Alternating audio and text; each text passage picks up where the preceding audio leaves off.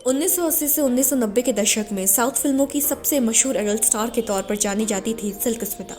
2011 में आई विद्या बालन अभिनीत film dirty picture silk Smita की ही जिंदगी पर बनाई गई थी। आज उनका जन्मदिन है और इस खास दिन पर हम आपको उनकी और उनकी जिंदगी से जुड़ी कई रोचक बातें बताने जा रहे हैं। सिल्क स्मिता को सेक्स आयरन के नाम से जाना जाता था। दरअसल वो बी ग्रेड फिल्मों में काम किया करती थी और इसी के चलते उन्हें ये नाम दिया गया। हालांकि बात अगर उनके असली नाम की करें तो बहुत ही कम लोग जानते हैं कि सिल्क स्मिता का असली नाम विजय लक्ष्मी था। उन्होंने पहले स्मिता नाम खुद को दिया और बाद में अपनी सुपरहिट फिल्म वनडे विक्रम के किरदार से प्रभावित होकर अपने नाम के आगे सिल्क लिखना शुरू कर दिया। बहुत ही कम उम्र में बिहार दी गई सिल्क अपने ससुराल वालों से तंग आकर चेन्नई पहुंच गई थी। कहा जाता है कि सिल्क ने चौथी क्लास के बाद ही घर की जिम्मेदारी संभाल ली थी। बात यह भी है कि शुरुआती दिनों में यहाँ उन्होंने मेकअप गर्ल का काम भी किया। छोटे छोटे रोल करने वाली सिल्क संघर्ष कर ही रही थी कि साल 1979 में उन्हें मलयालम फिल्म इनाई थेडी में रोल मिला। खास बात यह है कि उनके शुरुआती करियर का सबसे बड़ा रोल यही साबित हो। आपको जानकर हैरानी होगी कि महज 4 साल के अंदर सिल्क ने 200 फिल्में की थी। सिल्क की फिल्मों को देखने के लिए लोगों में इतनी दीवानगी थी कि कहा जाता है कि दर्शक फिल्म देखने के लिए टिकट खिड़की पर ही टूट पड़ते थे।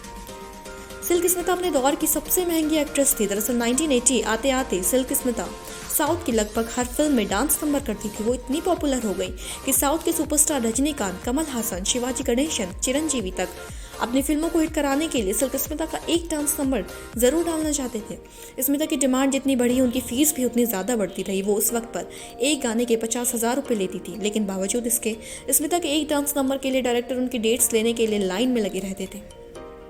कहा जाता है कि स्मिता ने 2 बार शादी की, लेकिन दोनों ही नहीं चली। यहाँ तक कि उनके और रजनीकांत के अफेयर के चर्चे भी थे, लेकिन इस बात का कोई ठोस सबूत नहीं। हालांकि निजी जीवन से एकदम उल्टा उनका करियर पटरी पर था। वो सफलता के शिखर पर थी, अभिनय भी किया और डांस भी। बस जब स्मिता ने प्रोडक्शन में हाथ आजमाया तो वो फेल हो गई।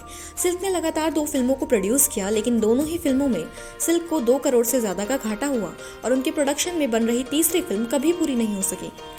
रिपोर्ट्स की माने तो प्रोडक्शन से होने वाला घाटा इतना था कि सिल्क स्मिता पर इससे कर्जा भी चढ़ गया। इससे वो डिप्रेशन में आ गई और 23 सितंबर 1996 को वो चेन्नई स्थित अपने फ्लैट में पंखे से झूलती मिली। सिल्क स्मिता की मौत की गुत्थी आज तक सुलझी नहीं है। उन्होंने 17 साल तक साउथ इंडस्ट्री पर राज किया। फिर उनका ऐसे दुनिया से अलविदा लेना थोड़ा अजीब था, इसलिए उनके सुसाइड को लेकर जांच भी चली, लेकिन कुछ खास हाथ नहीं लगा। उम्मीद है कि सिल्क स्मिता से जुड़ी ये रोचक जानकारी आपको पसंद आई होगी।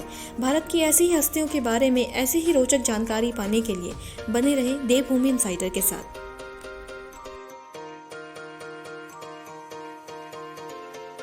आज ही डाउनलोड करें देवभूमि इनसाइडर ऐप।